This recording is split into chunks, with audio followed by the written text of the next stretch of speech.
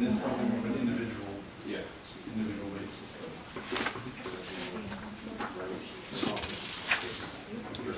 All right, it's time. Shall we? Yep.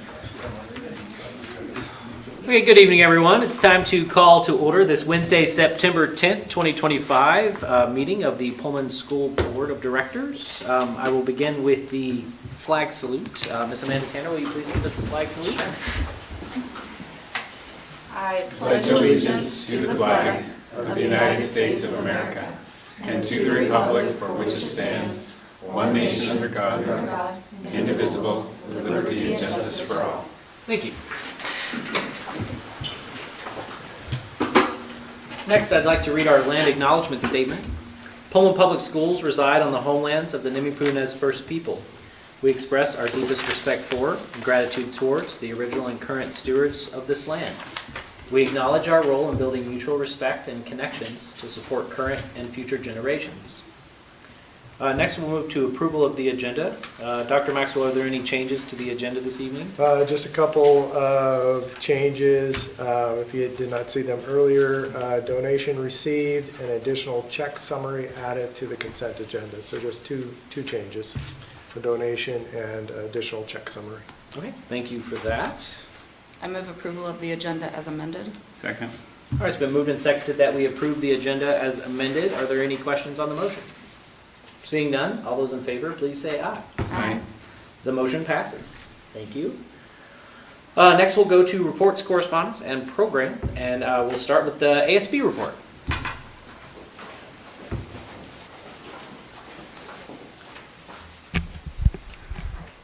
Hello. You're good. Hi everyone. My name is Wahad Al-Kazi and I'm filling in for Connor Scholes, and I am here to represent the Pullman High School ASB. Firstly, on August 28th, we hosted our block party, and it was a great success.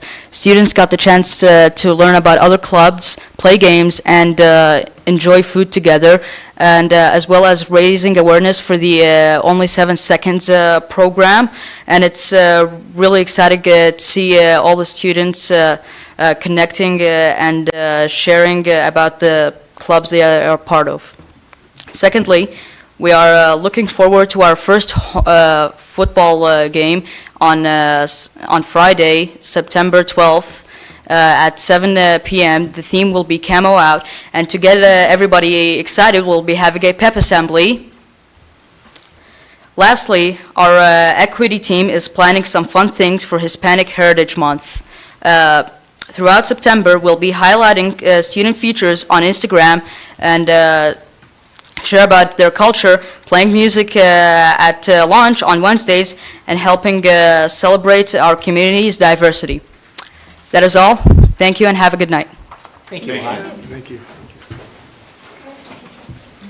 All right, next we'll move to board reports and start with Craig. We had quite a busy beginning of the month anyway with the fair. I visited third grade classes at Jefferson to talk about what they might see at the fair, different breeds of cows, different chickens. They're always particularly interested in the Polish chickens and the silky chickens. They look a little different than your normal chicken, but they were both represented at the fair, because I'm just guessing at that point. Talked about sheep and pigs, and kind of the reason that we have a fair is education, to teach people about agriculture and about show off our best agricultural things. Was at the fair a couple of days. Our FFA did a great job representing our district.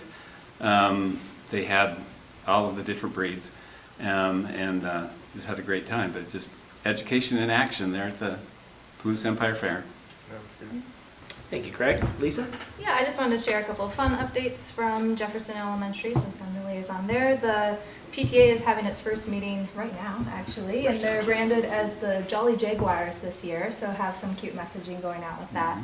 And I did want to share, and this is actually related to the fair, and I heard about the chickens and how you can tell what color eggs they are going to lay. Right. That was relayed to me very accurately. Very good. They listen. Yeah, and I brought a little, so all the students now have a shirt. So this was a project, I brought one of them from my fresh laundry, that all the students got basically when they came to back to school night or were sort of handed out during the first week of school, and this was at no cost to individual families. And I just wanted to bring it up as a program that basically, or a project that started a full year ago. It came up at a meeting that it would have been nice to have the kids in matching shirts at the fair to keep them together. And so this was just a project that was very much a collaboration between parents, between teachers, and it's been really cool to see that actually happening, and really fun to see these shirts popping up around town, especially you know, younger kids who I don't personally know yet. They're new to our schools, but they already look like they fit right in. So that's been great. Thank you, Lisa. Amanda? Yes, so I just remind everybody, I'm the WASDA District Area 10 representative for the nominating committee, and the nominations are currently open. They opened on September 1st and they close on the 16th. And I looked tonight, it looks like there are still, nobody's put their name in the hat for the resolutions committee, the legislative committee, or the nominating committee for our district area. So just putting in a plug that hopefully somebody on our board can step into those roles. And I know that Nathan has been on the legislative committee before. I'm on the nominating committee, so if you have any questions, we're happy to answer them. And like I said, those nominations close on the 16th, so that's next week. And then I was also going to bring up, I attended the Pullman High School open house last week as a parent, because I now have a freshman. But it was really cool to listen to the teachers talk about some things that we've worked on in this room, such as the cell phone policy. I heard every teacher that I talked to bring that up in the classroom, which was really cool. And then also their PLC time and how the curriculum is more aligned because they have that PLC time. So the kids are all being exposed to the same things more than they were before the PLC time. So I just wanted to thank everybody in the district for those successful initiatives, and to my board colleagues for the collaborative efforts for positive things that are happening. So thank you. And there was also a great turnout, so that was cool. And that's all I have. Thank you, Amanda. No report from me this evening. Bob? Thank you. So a couple of items I just wanted to share. As you are aware, I think I passed along the press relief from the Washington State Board of Education. They have happy to announce that Pullman senior Abby Wu is selected as the newest student board member. That's quite an honor. And she will be filling out this term until June 2026. And so to quote the press release, Abby said, "I decided to apply because I wanted to make sure students, especially those from rural or otherwise isolated areas, have their voices heard across the state. Abby said, I really want to work on and advocate for systems that are shaped around student opinion and student voice rather than convenience." So congratulations. So that's a big honor, and I know she will represent Eastern Washington well. So also, just a quick update, Boys and Girls Club is, of course, you know, hosted at Kamiak and also at Franklin, and we filled up all the slots. And so I had 2 meetings this week with Boys and Girls Clubs, and we have decided to expand the openings at both of those sites from the present number to include at least 20 more students at each site, and then reevaluate rather than try to open something after school has started at another site, but that might be a possibility in the future, especially next year. And so we've talked about that as an option for next year, but it's a good problem to have, and it's really been very popular, and so very exciting as well. So Boys and Girls Club, and they will be having their fundraiser in April, so stay tuned for more information. Dueling pianos, I went last year and it was very, very fun, so I highly recommend it if anyone's interested. So and then lastly, just a reminder today, OSPI Superintendent Chris Reichdahl met with superintendents across the state, and then also gave a update on state assessments on TV Gov. So if you want to catch that, I would highly suggest it. But just a series of things that we've gone over. Washington, federal actions and updates. Still uncertain is discretionary funding from the federal government. That's up in the air. Any of the regular federal allocations should be fine for this year, but not necessarily next year. But discretionary funds for this year are still up in the air. Luckily, we're not as dependent on discretionary funding, but for some districts that will be an issue.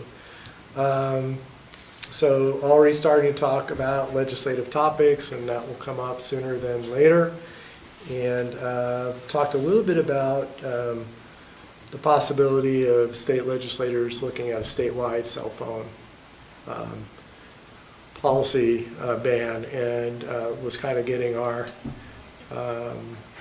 opinions or feedback on that, and Eastern Washington superintendents, and frankly, most of the districts already have a cell phone policy, and probably would prefer to keep that local at this time, and so it seems to be working extremely well across the districts that were participating. So again, talked about the new OSPI data displays and interactive maps. Those are online, and encourage people to take a look at that. And then teaching and learning, the state has gone to a new high school and beyond plan.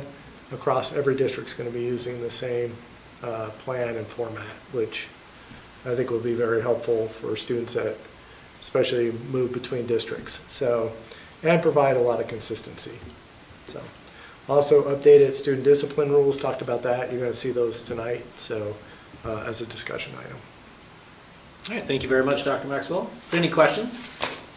Okay. Next, we'll move to program reports, and we'll begin with the Franklin Elementary Showcase.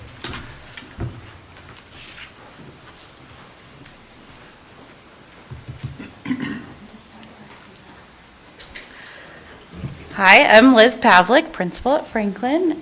We're off to a great start. I knew when I got hired this was a great district, but now being here, working with the administrators, and now getting to know the staff and getting to know the students, it's been a great start to our year. I have with me Taryn Weber, school counselor at Franklin, and she's going to share a little bit about Fox Minds Matter and the Fox Den. Thank you, Mrs. Pavlik. Just as a preface to this, I had timed my video, and if my timing for my video and my language is off, I apologize. So just bear with me throughout that. But go ahead. So good evening, my name's Taryn Weber. I'm the school counselor at Franklin Elementary. I was asked to present on two distinct programs offered through our counseling department. The counseling department at Franklin offers the various levels of services to students, in addition to services that are beneficial to all students, such as student-wide referral systems or Tier 1 services. The services that are specifically designed to meet individual needs, or Tier 3 services, we have some Tier 2 level services, which are offered through Fox Den and Fox Minds Matter. Fox Den is a space designed for 3rd through 5th grade students. There's a center approach to the space. The space offers some sensory-based tools for tactile, such as kinetic sand, visual, such as light tubes, bubble tubes, and proprioceptive input, such as weighted blankets. Students are able to access various areas throughout their time within the Fox Den. I'm just kind of monitoring for my slide movement. There we go. I'm moving it across. Oh. So it's not just playing in the background. Fantastic. Thank you so much. Maybe I'll just make eye contact with you. That would be great. That way I'm not turning and talking. This supervised center-based approach promotes collaborative play, enhances social skill development, reinforces utilization of coping skills, and restorative practices. This is a visualization of various areas. Activities in these spaces are individualized and adaptable based off student attendance and need. It's an open group attendance, so it can vary from 5 to 25 students. We've actually had over 30 each session, and haven't had to turn any students away. We've had everything from focuses on book clubs, enhancing listening, accepting feedback, and learning to disagree respectfully, to friendship bracelets, promoting inclusion and kindness, to slime creation, which is always popular and used as a sensory tool for many. Go ahead, Courtney. Our general guidelines include space expectations of treating the space and each other with respect, no throwing, jumping, or stacking beanbags on top of each other, help to clean up the space prior to leaving. The space, again, is limited to 25 students at a time, and it's offered Tuesday through Thursday afternoon during our Fox time. It's also discussed with students that if their body is too busy for the space, then they may be asked to head outside for Fox time and help get their body the activity it needs. In addition to Foxton, I oversee Fox Minds Matter, which was originally created in coordination with the school-based mental health therapists. Fox Minds Matter is a club designed for K through 5th grade students where we play games and do fun activities to connect with each other, learn about mental health matters, and discover how we can all chip in to support ourselves, our friends, our school, and our community. Fox Minds Matter Club meets during a designated recess in the Fox Den. It's primarily led by myself with the possibility of other adults supporting or overseeing activities as they're available. Students head outside the recess door, enter through the Fox Den outside door. They are aware if the lights are off, then it may be canceled that day, and that they should remain outside at recess. And that allows myself the flexibility to, if another urgent matter comes up, I can address that and set some consistency for them. Next slide, please. We incorporate school counseling monthly themes and character traits into our activities. We're starting our year by highlighting respect. At school, this looks like practicing school-wide norms, classroom norms, and being respectful citizens. We show respect for ourselves and others through participating meaningfully in club activities. These may include discussions on students for what it looks like, sounds like, feels like to be a good school citizen and show respect. Another focus throughout the year is how we can support self-regulation through exploration of various coping tools and strategies that we can use. Fox Minds Matter for the 25-26 school year. Times are posted here. So no student is required to attend this club. It is optional.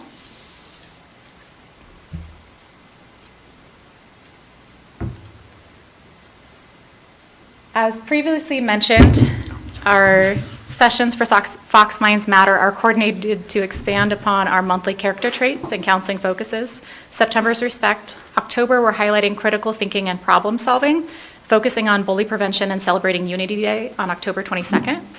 For November, December, we're looking at service and gratitude, showing empathy. January, responsibility and citizenship. February, kindness, self-esteem, food and body image. March and April, growth mindset with a college and career focus and how to manage stress and self-care. May, collaboration and mental health awareness month. And then June, again, focusing on self-care and those transitions. Next slide, please. These character traits were developed in coordination with our PBIS team and are inclusive of the OSPI standards and benchmarks for school counseling. In addition to coordinating session content to mirror the monthly focuses, I also send home connections through Parent Square through what's called Counseling Corner or Counselor's Corner. It supports multimodality learning, including handouts, text, photo, video, and can enhance that home-to-school connection. In case you were wondering, I love my job, and having the opportunity to be creative in how to address a variety of student and families and their needs is an honor. The Fox Den and Fox Minds Matter are simply a few ways in which I get to serve our schools. So, thank you. Are there any questions? Lisa, please. Yeah. Yeah, you were saying it's like students opt in, if they want to, they can participate. And that's true, like, of all grade levels, even like the youngest kids? Fox Minds Matter is K through 5. Okay. So for Fox Den, we focus on the 3rd through 5th. And so it's slightly different. And some of that's just K through 2 tend to need a little bit more movement. And so some of the more like structured, engaging activities that doesn't always happen in that setting. And then for kindergarten specifically, I look at serving through like centers. So I do push in the classroom. So some of those skills when it comes to interacting with other students, learning to disagree respectfully, that happens in a different way than through the Fox Den. If that. Yeah, So, can I yeah. ask a follow-up? Go ahead, please. though? Yeah, and Yeah. then are you finding that the students who would benefit the most from this are opting in, or do you sometimes have to do some kind of encouraging to get that participation? Yeah, it's a combination. So sometimes individuals might get invited, right? I'm pretty fortunate in that most students enjoy spending time with me. I get to be the fun one. So when they're like asked to join or asked to help or asked to be a part of something, they often agree. And so that has been exciting. And then for those that we may not, that may need service in a different way, then it's just adapted in a different way. So they may receive some similar content just in a different setting or structure. Does that make sense? Yeah. Okay. Any other questions? Thank you all very much for coming in this Thank you. evening. Well done. Thank you. Appreciate it. Okay, and next, the summer school and ALE update with Jared Fleury.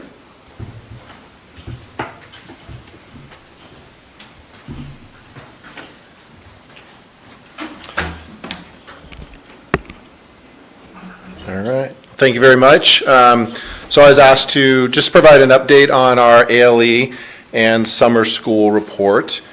Go ahead. So first I wanted to maybe just provide for maybe those who don't know kind of an overview of ALE. So this is our online program where instruction is delivered outside of the normal traditional classroom setting. We found that it can provide some different opportunities for kids. It can be more flexible for kids. We can personalize, some of the courses and things like that.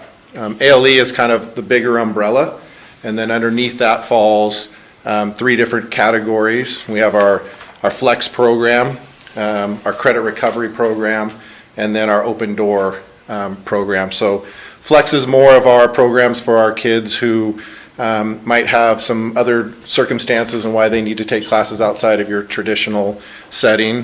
Credit recovery is what it is. It's credit recovery. And then our open door, while not necessarily an online, they're working through another program where, and this is really designed for seniors that are truly, truly credit deficient. And we're just trying to get them, as much support as we can. So those are kind of just the overview of the program. So ALE is open to any student. Once we determine a student will go to complete an ALE, they're meeting with counselors. They will create a written plan for their growth. They'll have regular contact. So each of the programs have. Right now, we're currently offering, we have through school, we have some GPS courses where kids are taking some of those credits through that. There's a specific teacher assigned to that. And so that teacher works individually with those students. If a student's doing it off campus, then they're assigned a teacher, and then that teacher also works with them through that process. They also have monthly progress evaluations that they have to go through to ensure that they're meeting benchmarks and continuing forward in the correct way. So while it is open to any student, we do focus on credit recovery first. That's kind of our most important thing, is when kids fall behind with the 24 credit graduation requirement. As soon as the student fails a class, they're now off track for graduation. So we do try to center our focus on those students first. When it comes to determining if a student comes to us and has some other extenuating circumstances, then we meet as a team. And the team then and the team is made up of counselors, teachers, admin, family, students as well. And so then we try to determine, okay, is the online the best method, for that student to go? And so we have a list of some of those extenuating circumstances that we do look at. It's important to know that that we try not to use the online learning as a replacement. We still value the one-on-one instruction time in the classroom and the teacher-to-student interaction. So it's more around, is this the best learning environment for that student in that given situation? So just a little bit of our overview. Some of our data from our, from our current ALE courses. So this past year, 42 students participated in ALE courses. That is an increase from 11 from the year prior. And so the gray is all of the 23-24 or 23-24 data. So we actually had 99 courses attempted this year, an increase of 20 courses from last year. We did have a 75% pass rate, where last year we did have a higher pass rate with those courses. There's a lot of different factors that can go into that success or not success. We did have 20 seniors meet graduation requirements, where the year before we only had 4. So you can see there's some growth, and there's some areas where we saw really positive with kids on track and graduating. We'd love to see a pass rate a little bit higher. Those are areas that we will continue to look at to see, what we can do to improve in that area. And then we also were asked to update on summer school, and this is probably, I think we've had the most changes in how we ran summer school. I wasn't here the previous year, but from what I've learned it was a little more, students signed up and they went and did it on their own. There wasn't really, kind of some teeth to it. And so this year students paid to take summer school courses. So we did have 21 students register, again, down from the 25. While we had 25 students last year complete, there was about 50 that registered. And so, but just as we found out who the true group was that was really looking for that support. We did have a 72% pass rate with our group this year.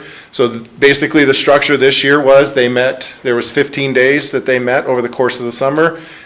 So Tuesday, Wednesdays, and Thursdays they met. It was split between 2 teachers. So 2 teachers split the summer up and worked with the students. The students came in, they were actually in this room. And so they had individual attention. If they were falling behind, if they were missing days, the teachers were reaching out to families, re-engaging them, bringing them back in. And so I think you can see the difference. The year prior, there was not that. And so kids were just on their own, working independently. And that's why I think part of the reason why you saw only a 16% pass rate the year before. So I do think that the structure that was set up in this place, we did see some positive gains for kids. We didn't have attendance data from the year before because it was all done independently, but as we went back and looked at our attendance, again, is it great? No, but 60% is a starting point for us to look at and to see where we can grow in that area. I will say some of the kids graded out really quickly. So some kids that, they might have only attended 4 days, and if they completed their course in that time span, then, because the one thing is the kids were here to work, but they could also work independently at home if they needed to. So some kids graded out very quickly. I think the quickest one that I saw was a student was here for 4 days and graded out in 4 days. And so he was obviously wanted his summer back. So so that was kind of the where we're at right now. I think with anything that we're doing, we're looking at our structures and where can we grow, where can we get better as we move forward. So this gives us a starting point to kind of go from there. Any questions? Thank you very much. Thank you. Thank you. Next, the line-wise update. Tyler?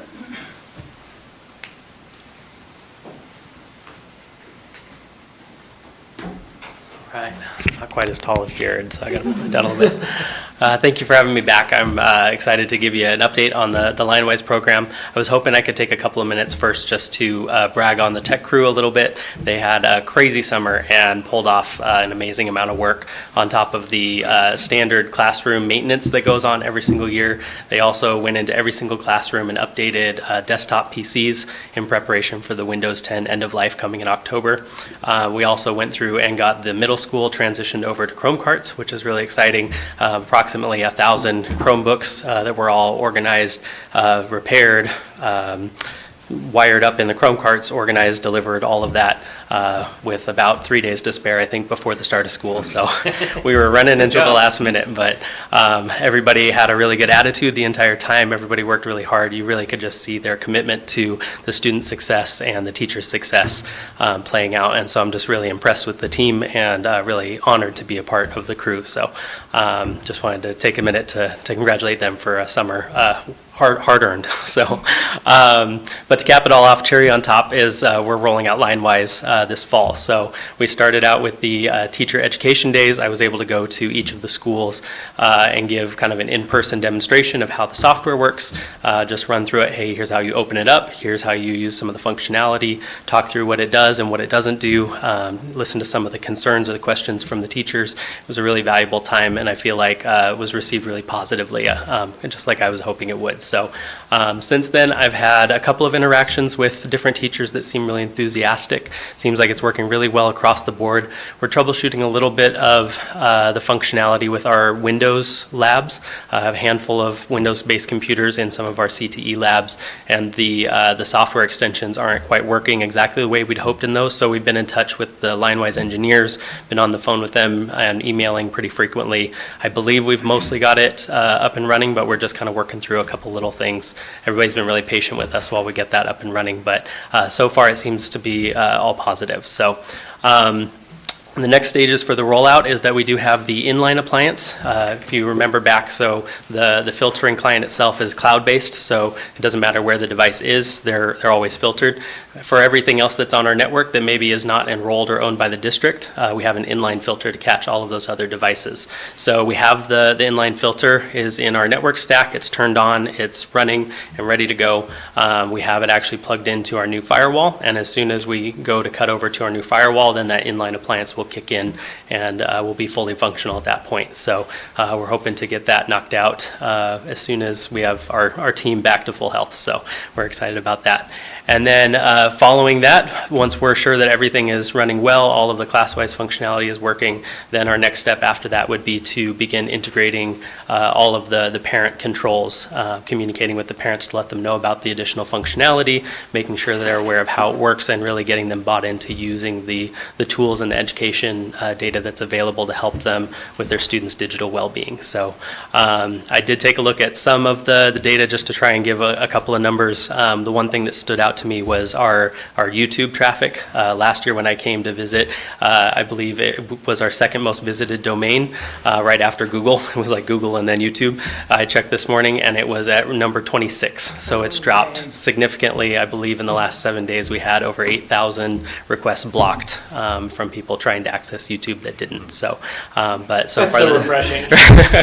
in my opinion, I agree. But it's also been helpful to have the teachers have the ability to go in and unblock that and still access the resources that are important, but just not have it be a distraction when it shouldn't be in use. So, so far I think all positive, and I'm excited to see how the rest of the year goes and keep collecting some good feedback. So, yeah. All right. Any questions?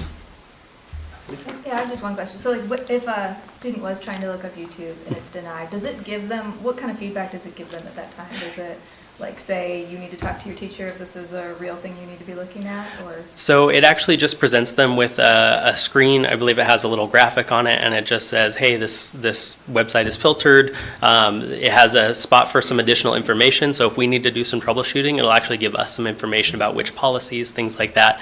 But no, it basically just lets them know, hey, right now this is off limits, and hopefully they'll just redirect and go to do something else. So, yeah. Pick up a book. Yeah, hey, books are good. Yep. Any other questions? All right, thank you very much, Tyler. Thank you. Thank you. Okay, and next, Dr. Maxwell with the program compliance report. All right, well, this is an oldie but goodie, and not as thrilling as the last 3 program reports, but it is an annual requirement, so I will skip to the highlights because there's not a whole lot of changes, but I'm just going to go down to 2.0. One of the changes this year is we're now using the 2022 updated framework. They're getting rid of the original framework. It will no longer be available, so that's the big change on instructional practices as far as TPEP. So for TPEP, we have to use the most recent version now, and that's a requirement. So Going down, no real changes till 6 there. Just to let you know that physical facilities of each building are adequate and appropriate for educational program offered. So annually, myself and the Executive Director of Operations tour every facility inside and out and make a list. And then from that list, we prioritize what's safety and priority and what is a short-term fix that maybe we could do, or what's something more long-range to be added to our facilities plan. And so we're currently not quite halfway through. Typically, this is done in the summer, but summer was a little busy. So Justin and I are working on that, and I think we've got 3 buildings down and 4th building on Friday, I believe, or Thursday. So we're getting close to that, so we'll keep you updated, and you'll see that reflected in facility planning. Next, going down to number 7. So one of the things is provision for the health and safety of all students in, within the custody of the school district. One of the things that is being reaffirmed this year is that all staff will complete by September 30th the required safe schools training. Most staff get it done before the start of school, but we're always hiring new staff and different things happen. So, but there is a deadline on that, and that is new to this program report. Going down to number 10. So within each school, the principals determine the appropriate student discipline established and enforced.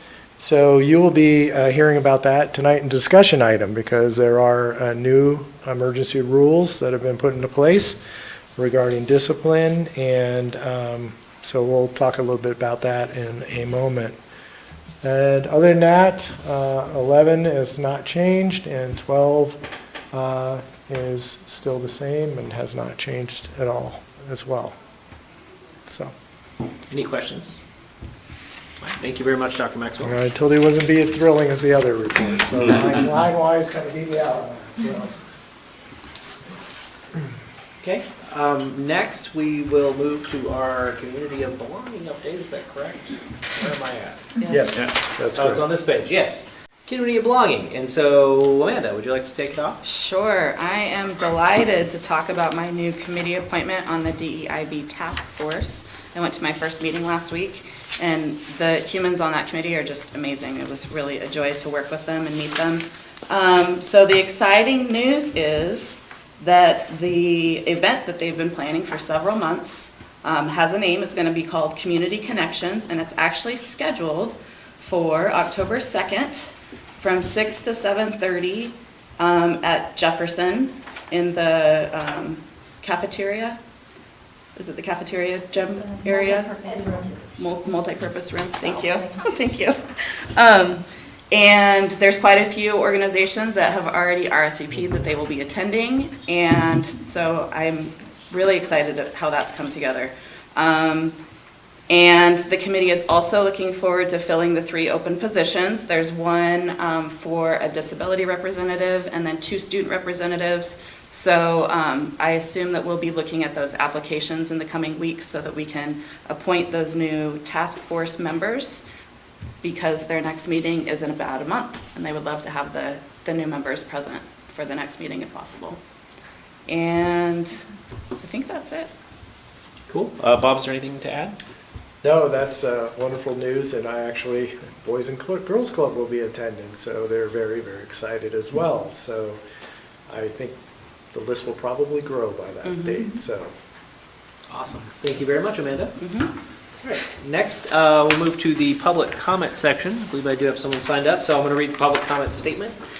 The public comment section of the agenda provides an opportunity for individuals or members of a group to address the board on educational issues. If you intend to provide public comment this evening, you may register to speak using the sign-in sheet located near the boardroom entrance. To ensure fairness and provide for an orderly meeting, we respectfully require that individuals speak only once for a maximum of 3 minutes and may not transfer their speaking time to others.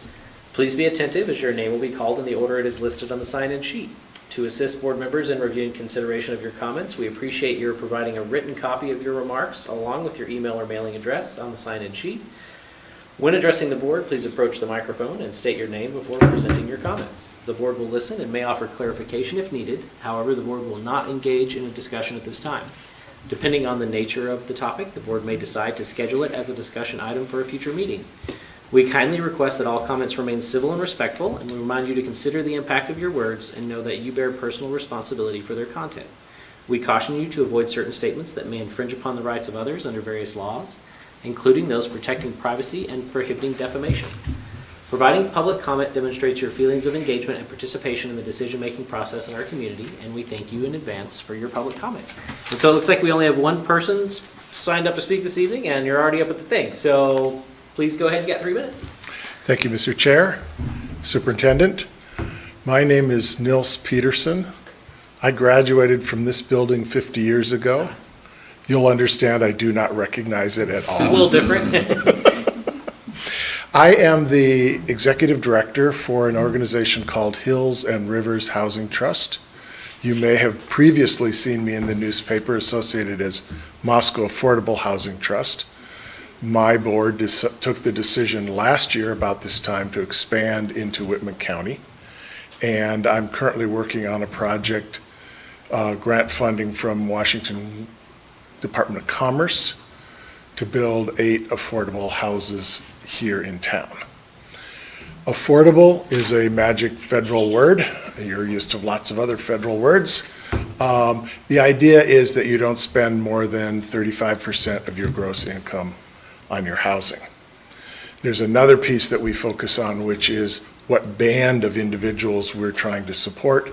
These are people earning less than 80% of the area median income. HUD makes this as hard as possible for me to explain to you, but let me say it's high 50s to $70,000 a year as a household income. If you think of those numbers, high 50s to 70, you will recognize that you have a lot of staff in that bracket. So does the university, so does the hospital, so does Schweitzer. This is our workforce. I'm here to say we are committed as an organization to help the workforce, the people that we want in this community doing jobs that we need done in this community, to be able to buy and live in a house. We do that with a magical mechanism called the Community Land Trust. So Hills and Rivers Housing Trust is an organization that implements the Community Land Trust model. We sell the house. Thank you. We sell the house, but not the land. And in doing so, we deduct that value of the land, which brings down the cost of the house substantially, if you've looked at any land prices around here lately. So that's the magic. We require you to live in the house. We don't want you to turn it into an Airbnb. We require you to sell to another income-qualified buyer whenever you're ready to sell. And we make that possible by having a formula that controls the rate that your house inflates, so that it inflates more like the rate of wages inflating around here rather than the way real estate has been inflating around here. I would be happy to come back at some other time and talk to you longer if you are interested in understanding more how the mechanisms might work, how we could support families who attend Pullman schools. Thank you for your I got to attention. cut you off at 3 minutes there, but I would encourage you, please send us an email with because I know there was a component of a school district collaboration involved in this, and so please send us an email with your idea on what you would like to see happen with that, so that we can look into it and get back to you on it, please. Sure. I'm not sure what that is, but Well, tell us your best guess, and we'll we go from have, there. right, there. right. All Thank right. you. Appreciate Any your time. questions? All right, thank you very much. Thank you. Have a good evening. All right, next, we will move to the action items, which there are none, and then to the discussion items, and start with, Consent agenda. consent agenda. I just skipped like half the page. Sorry. To expedite business at a board meeting, the board approves the use of a consent agenda, which includes items considered to be routine in nature. Any item which appears on the consent agenda may be removed from the agenda by a board member and voted on separately. The remaining items will be voted on by a single motion. Would anyone like to remove anything from the consent agenda this evening? All right, seeing none, I would entertain a motion. I move approval of the consent agenda. Second. All right, it's been moved and seconded that we approve the consent agenda. Are there any questions on the motion? Seeing none, all those in favor, please say aye. Aye. Aye. All right, motion approved. Now we'll pass the action items straight to discussion and begin with Dr. Maxwell and 3241 student discipline.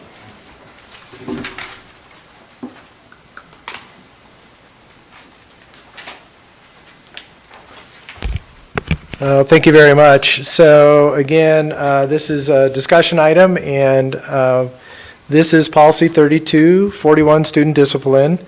This was actually highlighted, I know you probably have seen this in WASDA's August 2025 policy alert.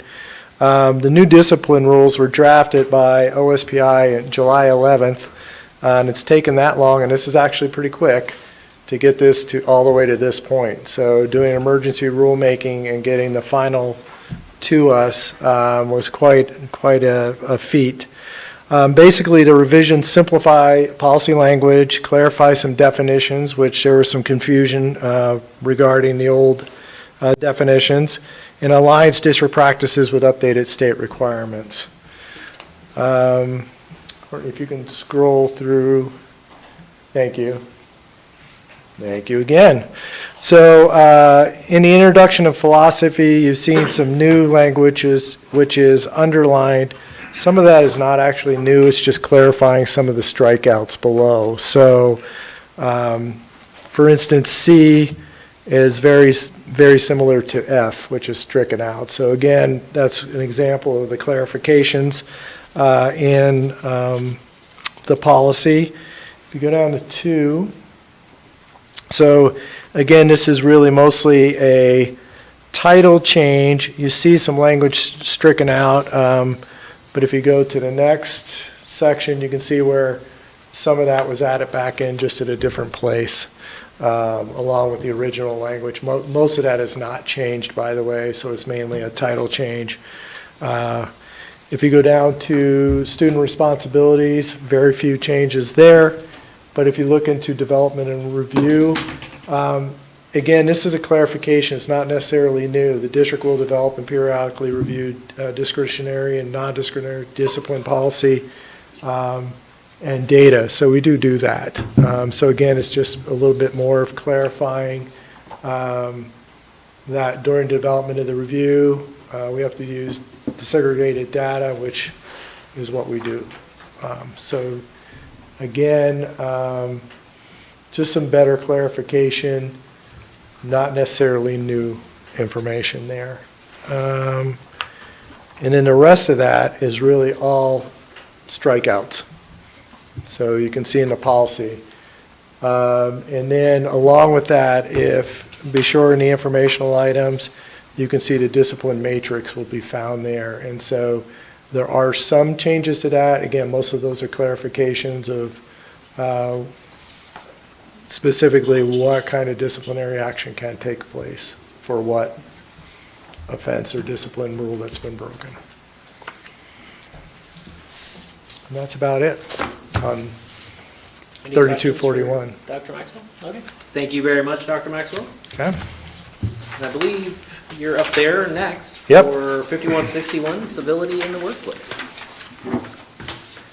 Yeah, so this is WASDA policy 5161, civility in the workplace. It is a discretionary policy, but being highly recommended from WASDA, and many school districts are taking a look at implementing policy 51. And the basic is kind of that last sentence. It supports a positive working relationships, reduces conflict, and strengthens the overall educational environment, ensuring that students benefit from a culture of dignity and collaboration. Within this, if you scroll down, you can see that it really just talks about what civility in the workplace is, and then it talks about expectation of stakeholders. And when they talk about stakeholders, that's not only employees, but students, community members, and such. And so none of these things are shocking. These are things that are commonly expectations in our community and in the workplace. Item 2 if you go down a little bit, Courtney, is definition of what's uncivil conduct. And so, again, none of those should be surprising because you probably will see those in other policies that we have in the district existing. But this is just a nice place where it collects a lot of those to say what is civil and what's uncivil. If you go down to 3, it's addressing uncivil conduct. So what happens if there is uncivil conduct, the stakeholders expected to act. So it kindly gives out what or that process should look like. And then next would be enforcement. And so how is that with employees or students or others? Again, some of those you can find in different policies and procedures. But again, this is a nice policy to go to and gives you a general overview of what enforcement would look like. And then it goes, they continue if an individual does not improve. It just kind of talks about what the board can implement. Any questions for Dr. Max? I do have Yes, questions. please. Yeah, I appreciate that it's addressed as like sort of a free speech issue even at the very beginning, because I am sensitive to that. And Yes.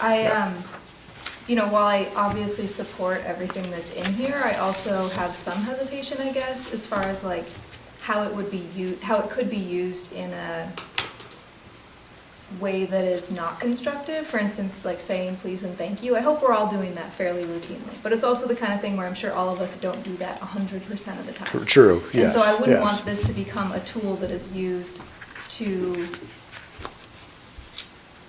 I guess, justify disciplinary action for things that are generally acceptable, Sure. or to perpetuate any, you know, like raising your voice is kind of a subjective thing, I think, based on who is speaking, who is listening. You know, there's even historic norms about how different people are perceived differently as far as whether they're raising their voice or changing their tone. True. So I do have some hesitations with how this could be used in a way that is not positive, even though all the language and all the ideas in it are very positive. Yeah. And happy to take any feedback you might have or suggested edits to this as well, so. I guess to turn that into a question, is this something that most districts are doing, or is it, you know, if it's discretionary, is it something that it's kind of a? It's a great question. I don't know, I know more districts are adopting it. I don't know if it's most yet, but many I know have something or are in the process of getting something, just especially, I think really started with COVID and those years, and has kind of changed. Did have legal counsel look over this as well, because I had some questions on a couple pieces of the model policy, and so they did review that as well. So, because there is a free speech component to this as well that you need to consider, so. Lisa, do you have any follow-ups on that? No, I think I appreciate this presentation, and we'll Yeah. give it a little more thought to. Yeah. And did the legal counsel make any changes to the document? They made some, and I'd have to go back and look at the original No worries. to remind myself which ones they had suggested, so. I was just curious kind of where their mind was at when they Yeah, made the I think if I recall correctly, some of it was in the addressing and in the enforcement pieces, so. Okay. Are there any other questions for Dr. Maxwell? All right, thank you very much, Bob. Yeah, you're welcome.